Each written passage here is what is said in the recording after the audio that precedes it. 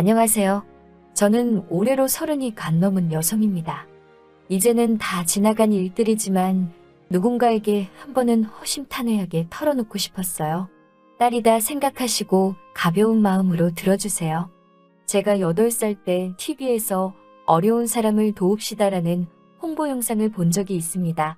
그 당시에 저는 너무 어렸기에 아버지께 어려운 사람은 뭐냐고 물어본 적이 있었어요. 아버지께서는 몸과 마음이 힘든 사람은 다 어려운 사람이라고 말씀해 주셨지만 그때는 제대로 이해하지는 못했어요. 저에 대해서 이야기를 해볼게요. 제가 어렸을 때 어머니는 일회용품을 만드는 공장에 다니셨고 아버지는 주로 건설 현장에서 일하시는 일용직 노동자셨어요. 넉넉한 형편은 아니었지만 두 분의 사이는 좋으셨어요. 비록 아버지는 말수가 적고 무뚝뚝하셨지만 그래도 어머니를 아끼고 사랑하셨어요. 그리고 그런 두 분에게 저 역시 넘치는 사랑을 받으며 자랐습니다. 하지만 이 행복은 오래가지 못했어요. 시간이 흘러 3년 정도 지난 어느 여름날 저는 친구 집에 가고 있었어요. 당시 저는 다세대 주택이 밀집한 동네에서 살았는데 그곳의 길은 마치 미로 같았어요. 즐거운 마음으로 길을 건너고 있었는데 갑자기 어디선가 나타난 오토바이에 그만 치이고 말았습니다. 오토바이에 부딪혀 나가떨어진 저는 치아가 부서지고 여기저기 크고 작은 상처를 입고 말았어요.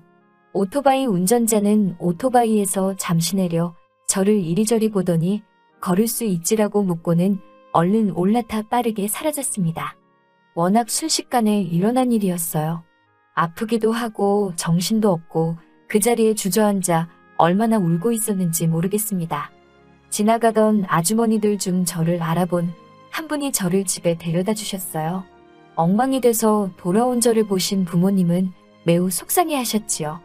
평소에 큰 소리 한 번 내신 적 없던 아버지는 저를 그렇게 만든 사람을 찾아서 가만두지 않겠다며 며칠 동안 동네를 미친 듯이 뒤지고 다니셨어요. 어머니 역시 저만 보면 한숨을 쉬시며 눈물을 흘리셨어요. 그 당시만 해도 골목길에 CCTV 같은 건 흔하지 않았기 때문에 결국 뺑소니 친 사람은 찾지 못했습니다. 그 후로 얼마간의 시간이 흐른 후 주말 오후 집에서 TV를 보고 있었어요. 그런데 갑자기 소리가 뭐라고 해야 할까요? 뭔가 귀가 울린다고 해야 하나? 소리가 잘 들리지 않는 느낌이었어요. TV 볼륨을 아무리 올려도 잘 안 들리고 엄마 목소리도 제대로 알아들을 수가 없었어요. 엄마에게 엄마 귀가 이상해. 소리가 웅웅거려 라고 말했던 기억이 나요. 엄마는 그게 무슨 소리냐며 어쩔 줄을 몰라 하셨어요. 그러더니 저를 데리고 급히 병원으로 향하셨지요. 당시 저희 집에는 자동차가 없었기 때문에 시장 입구까지 엄마가 저를 들쳐업고 달려가 택시를 탔던 기억이 나요. 그때 저는 택시를 처음 타봤어요. 그렇게 도착한 대학병원에서 저는 청각을 잃게 될 거라는 청천벽력 같은 소식을 들었습니다. 그때도 저는 상황의 심각성을 미처 깨닫지 못했던 것 같아요. 어머니는 쓰러질 듯 비틀거리시며 제 손을 움켜주셨어요. 어찌나 세게 움켜주시던지 지금도 기억이 생생합니다. 제가 청각장애인이 되면서 부모님의 사이도 점점 안 좋아지셨어요. 제 상황을 속상해하시던 어머니는 매일같이 술을 드셨지요. 언젠가 심각성을 눈치채신 아버지가 술병을 숨기면서 화도 내시고 달래도 보셨지만 어머니의 상태는 나날이 심각해져만 가셨습니다. 그때 제 나이 13살이었어요. 아버지는 쉬는 날이면 저를 데리고 방방곡곡 유명한 병원을 찾으셨어요. 나중에는 무당이며 사찰이며 교회며 안 가본 곳이 없었습니다. 어떻게든 제 귀를 낫게 해주시겠다며 주변 사람들한테 돈도 많이 빌리신 것 같았어요. 하지만 아무 소용이 없었지요. 저는 저대로 상태가 진전이 없었고 어머니의 상태는 더욱 안 좋아지고 있었으니 지금 생각해보면 아버지가 정말 많이 고생하셨어요. 그러던 어느 날 아버지가 일을 하러 가시고 저는 할 수 있는 집안일을 찾아서 하고 있었어요. 어머니가 알코올 중독 증상이 심해지시면서 살림도 손에서 놓으셨기 때문이지요. 그런데 갑자기 어머니가 저에게 시장에 가자고 하시더라고요. 하지만 어머니는 집 앞에 있는 시장을 지나쳐 버스를 타자고 하시더군요. 버스를 타고 30분 넘게 간 것 같아요. 어딘지는 모르지만 그저 어머니를 따라서 내렸습니다. 그리고 한참을 어머니 뒤를 따라다니며 구경을 하고 있었는데 어느 순간 어머니가 눈앞에서 보이지 않았어요. 저는 어찌할 바를 모르겠더라고요. 한참을 혼자 시장 안을 헤매다가 인심 좋아 보이시는 떡집 아주머니를 발견했어요.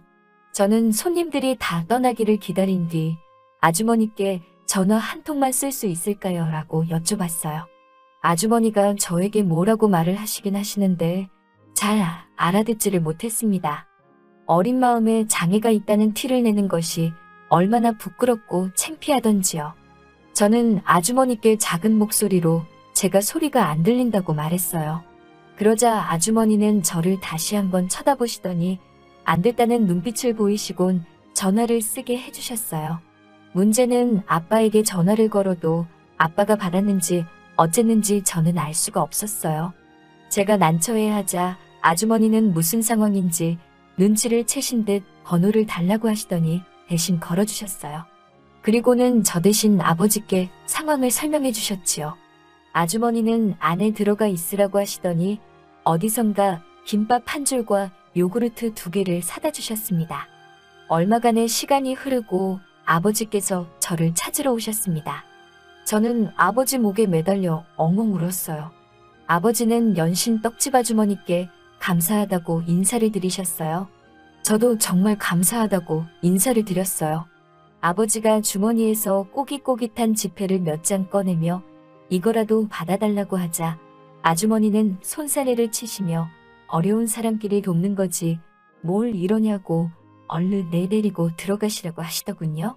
그렇게 아버지 손을 잡고 집에 들어선 저를 본 어머니는 깜짝 놀라신 눈치였어요. 저는 저도 모르게 아버지 뒤에 숨었고 아버지는 어머니를 보자마자 뺨을 치셨어요. 엄마라는 사람이 딸을 버릴 수가 있냐고 소리를 지르는 아버지에게 어머니도 지지 않고 맞서 뭐라고 소리를 지르시더라고요. 그러다 어머니가 쓰러지셨습니다. 아버지는 그런 어머니께 연기하지 말라고 흔들어 깨웠지만 어머니는 쉽게 일어나시지 못했어요. 훗날 알게 된 사실로 어머니는 당시 만성 신부전증을 앓고 계셨대요. 그런데 집에 돈이 없으니 제대로 된 치료를 받지 못하신 거지요. 아버지는 오로지 저에게 매달리고 계셨고 어머니는 병을 앓고 계신 데다 우울증까지 겪고 계셨던 거지요. 그리고 얼마 후 어머니는 아버지에게 헤어지자며 이혼 서류 한 장을 내밀고는 집을 나가셨어요. 그 이후로는 지금까지 소식 한 번 없으시네요. 아버지 말씀으로는 지방 어디에서 그럭저럭 살고 있다고 하셨지만요. 아무튼 저는 중학교에 올라갔어요. 하지만 귀가 들리지 않는 상태에서 사춘기 친구들과 함께 지낸다는 건 무척 고역스러운 일이었어요. 제가 듣지 못한다는 걸 눈치챈 몇몇 친구들이 저를 몹시도 괴롭혔습니다. 한 번은 지나가고 있는데 누군가 저에게 먹다 남은 우유곽을 던진 일도 있었어요. 제가 뒤를 돌아보자 너나 할 것 없이 웃고 있었는데 누구 하나 저 대신 나서주는 이가 없더군요. 그때 누구에게도 무시당하지 않을 힘을 키워야겠다고 굳게 마음먹었습니다. 몇 날 며칠 쏘가리를 하다가 아버지께 특수학교에 보내달라고 부탁을 드렸고 그렇게 전학을 가게 되었습니다. 하지만 특수학교에서의 생활은 정말이지 제 기대와는 달랐습니다. 저는 귀만 들리지 않을 뿐인데 마치 저를 부족한 사람처럼 대하는 것 같았어요. 학교를 다닐수록 오히려 주눅이 들더라고요. 저는 결국 아버지께 학교를 그만두겠다고 말씀을 드렸어요. 대신 중고등학교는 검정고시로 반드시 마치겠다고 약속을 했지요. 혼자서 공부하면서 수어도 배우고 검정고시도 통과하고 저는 내친김에 수능까지 준비하여 서울에 있는 대학에 합격할 수 있었습니다. 고생하시는 아버지를 위해서라도 꼭 대학교에 가 아버지께 자랑거리가 되어드리고 싶었지요. 비록 명문대는 아니었지만 사람들이 이름만 들으면 알 법한 학교의 특수교육과에 입학했어요. 어머니가 떠나시고 거의 술을 입에 대지 않으셨던 아버지는 제 합격 소식을 들으시고는 소주를 드시면서 진한 눈물을 보이셨어요. 그리고 그렇게 합격한 대학교에서 저는 지금의 남편을 만났어요. 청바지에 단정한 흰 셔츠를 입고 쭈뼛대며 주위를 둘러보던 그는 저를 발견하고는 다가와서 뜬금없이 자기소개를 하더라고요. 경영학과에 입학한 박기환이라면서 잘 지내보자고 하더군요. 저는 이혜연이에요. 청각장애인이에요. 라고 말했지요. 사실 언젠가부터 저는 자기소개를 할 때 꼭 청각장애인이라는 말을 덧붙이고 있었어요. 여기에는 여러 가지 이유가 있었는데 첫 번째는 상대가 나중에 알고선 당황하는 모습을 보고 싶지 않았고요. 두 번째는 스스로에게 당당하기 위해서였지요. 아무튼 제가 청각장애인이라고 말하자 그는 그저 그래요? 라고 말하고는 다시 자기 이야기를 시작하더군요. 전혀 개의치 않는 그 모습에 오히려 제가 놀랐지요. 그와의 대화는 즐겁고 말이 통하는 것 같았어요. 그는 저에게서 한시도 눈을 떼지 않고 입모양에 신경 쓰며 말을 하고 있었어요. 그런 배려가 고마웠지요. 게다가 제가 가입한 수어 동아리에 그도 가입을 했더라고요. 자기도 수어를 배워보고 싶다고 하길래 굳이 왜 배우려고 하냐고 묻자 조만간 꼭 필요해질 것 같다고 하더라고요. 당시 저는 그가 저를 좋아하는 것 같다는 느낌은 있었지만 확신은 없었어요. 하지만 그는 꾸준히 동아리에 나와 수어도 배우고 제가 참여하는 봉사활동에도 빠짐없이 참석하더라고요. 그의 그 성실함과 진정성에 저도 조금씩 마음을 열게 되었지요. 그리고 1학기가 끝나갈 무렵 그는 저에게 제법 능숙해진 수어로 여자친구가 되어달라며 고백을 해왔지요. 그 이후로 우리는 다른 커플들처럼 평범한 보통의 연애를 시작했어요. 수어를 하기도 했고 필담을 나누기도 하면서 서로를 점점 알아갔어요. 중간에 남자친구가 군대를 갔다 오고 저 역시 해외에 봉사를 다녀오기도 했지만 달라진 건 없었어요. 오히려 그에 대한 제 마음은 더욱더 커져만 갔지요. 그리고 마음 한켠에서는 걱정도 커져만 갔어요. 이러다 이 사람이 나를 떠나면 어떡하지? 엄마도 나를 떠났는데. 그런 생각들 때문이었어요. 결국 저는 남자친구에게 이별을 고하며 그동안 말하지 못했던 저희 어머니에 대한 사실을 털어놓았습니다.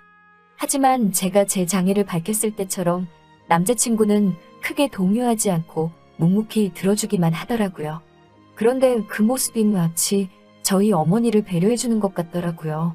다 듣고 난 후 그는 저에게 이제 그 상처를 자기가 보듬어주고 싶다면서 결혼하자고 프로포즈를 해왔어요. 저는 더 이상 그를 밀어낼 수 없었기에 결혼을 약속했습니다. 결혼을 약속하고 얼마 지나지 않아 그의 부모님께서 식사 초대를 하셨어요. 엄해 보이시는 아버님과 어디선가 뵌 듯한 낯익은 어머님 두 분이 저를 반겨주셨어요. 두 분은 저에 대해 이것저것 여쭤보셨고 거기까지는 괜찮았어요. 그런데 갑자기 제 보청기가 작동을 안 하더라고요. 당황한 제 모습에 아버님이 무슨 일이냐고 물으시는 것 같았어요. 결국 저는 제가 귀가 안 들려서요 라고 말씀을 드렸어요. 그러자 아버님의 얼굴색이 갑자기 변하면서 이제 그만 집에 가보라고 하시더라고요. 솔직히 예상치 못했던 반응이 아니었기에 저는 고개를 떨구고 가방을 챙겨 집을 나왔습니다. 뒤따라와 저를 붙잡는 남자친구에게 괜찮다고 애써 웃어 보이고는 집으로 돌아왔어요. 풀죽은 제 모습을 본 아버지는 절 토닥이시며 원래 결혼이라는 게 쉽지 않다면서 너무 기죽지 말라고 하시더라고요. 남자친구는 계속해서 문자를 보내왔어요.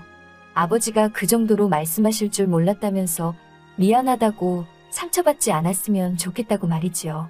별로 위로가 되지는 않더라고요. 집 밖에 나가지도 않고 며칠 동안 집에만 머물렀어요. 하지만 아버지의 말씀처럼 결혼이라는 게 쉬운 일도 아니고 이렇게 포기하고 싶지는 않았어요. 만약에 이렇게 포기해버린다면 날 버리고 떠난 어머니랑 다를 게 없다는 생각이 들더라고요. 저는 무엇을 할 수 있을까 고민하다가 한 글자 한 글자 진심을 눌러 담은 편지를 적었습니다. 그리고는 그동안 남자친구와 주고받은 필담이 빼곡한 공책들을 상자에 담았어요. 그리고 그 편지와 상자를 아버님 앞으로 보냈습니다. 한 번만 시간을 들여 읽어주시면 저와 기환 씨가 얼마나 서로 사랑하는지 아실 수 있으실 거예요. 받아주시면 정말 좋은 아내, 좋은 며느리, 그리고 좋은 사람이 될게요라고 덧붙였지요. 그리고는 남자친구에게 문자를 보냈어요. 결혼은 언제 할 수 있을지 모르겠지만 일단은 열심히 사랑하자고 말이지요. 남자친구는 바로 답장을 해왔어요. 죽을 때까지 사랑하자고요. 그렇게 우리는 다시 만나 예전처럼 연애도 하고 봉사활동도 하면서 시간을 보냈습니다. 그렇게 한 달이 넘게 흘렀는데 아버님과 어머님께서는 아무런 말씀도 없으셨어요. 조금씩 조바심이 날 무렵 남자친구가 저에게 어렵게 말을 꺼내더라고요. 아버님이 자기를 좀 만나고 싶다고 집으로 오라고 하시는데 불편하면 거절해도 된다면서요. 저는 불편할 게 뭐 있어. 나도 아버님 뵙고 싶으니까 가자라고 말했지요. 그렇게 남자친구의 집에 도착하자 아버님과 어머님은 일단 식사부터 하자고 말씀하시더라고요. 아무런 대화도 오가지 않는 식탁에서 후역후역 음식을 입에 넣고 있으니 왠지 모르게 서럽고 눈물이 차오르더라고요. 게다가 오빠도 저와 부모님 눈치를 보는데 그 모습이 안쓰러워 죽겠더라고요. 저는 결국 가방 속에서 종이 한 장을 꺼내 죄송하다는 말과 함께 오빠와 헤어지겠다고 적었지요. 오빠를 미워하지 마세요. 다 제 욕심이었습니다라고 덧붙였어요. 그렇게 작성한 쪽지를 슬며시 식탁에 올려두고 자리를 일어나는데 아버님이 어디 어른이 식사 중인데 마음대로 일어나냐며 고함을 치십니다. 저는 가지도 앉지도 못하고 엉거주춤 서 있었어요. 그런데 아버님이 갑자기 제 앞으로 오시더니 어설픈 수화로 만나서 반갑다고 하시더라고요. 어머님도 그제서야 노트를 꺼내시고는 이 양반은 진작에 인사부터 하지 애를 놀라게 하냐고 적으시더라고요. 그러자 남자친구가 엄마 지금 혜연이 보청기 껴서 다 들려라고 말하더라고요. 그러자 어머님은 민망한 듯 웃으시며 아니 아버지가 계속 저것만 연습하더니 막상 혜연이를 보니까 긴장을 했나 보다고 하셨어요. 저는 이게 꿈인가 생시인가 무슨 상황인가 얼떨떨해 하고 있었지요. 그러자 아버님은 우리 기완이를 잘 부탁한다며 식은 언제쯤 올릴 거냐고 하시더라고요. 그렇게 행복한 저녁 식사를 마치고 어머님이 후식으로 떡을 가지고 오셨어요. 그러자 남자친구가 그러고 보니 혜연이가 어렸을 때 길을 잃었을 때 엄청 인자하신 떡집 아주머니가 도와줬었대요. 혹시 그거 엄마 아니에요? 라며 농담하듯 이야기를 꺼내더라고요. 그러자 어머님은 깜짝 놀라시면서 그럼 그때 그 씩씩한 애가 우리 며느리가 된 거야 라며 신기해 하셨어요. 저도 깜짝 놀랐지요. 어머님은 그때 연락처라도 하나 받아놓을 거라며 얼마나 후회했는지 모른다고 하셨어요. 잘 크고 있는지 문득문득 생각이 났었다면서요. 저는 그동안 이 세상에 아버지 말고는 그 누구도 절 생각하는 사람이 없을 거라고 확신했는데 이제 보니 그게 아니었더라고요. 생각지도 못한 사람이 저희 안부를 걱정해줬다는 그 사실 하나만으로 그동안 제 마음의 상처가 큰 위로를 받는 기분이었어요. 그렇게 양가 부모님의 축복 아래 기완 씨와 행복한 결혼식을 올리게 되었습니다. 저는 이제 정말 행복합니다. 만약 지금 이 사연을 들어주신 분들 중에서 혼자라는 생각에 외롭고 슬픈 분이 계시다면 제가 꼭 이렇게 말하고 싶네요. 당신의 생각보다 당신은 훨씬 많은 사랑과 관심을 받고 있다고 말이지요. 긴 사연 들어주셔서 너무나 감사하고요. 좋은 하루 되시길 바래요.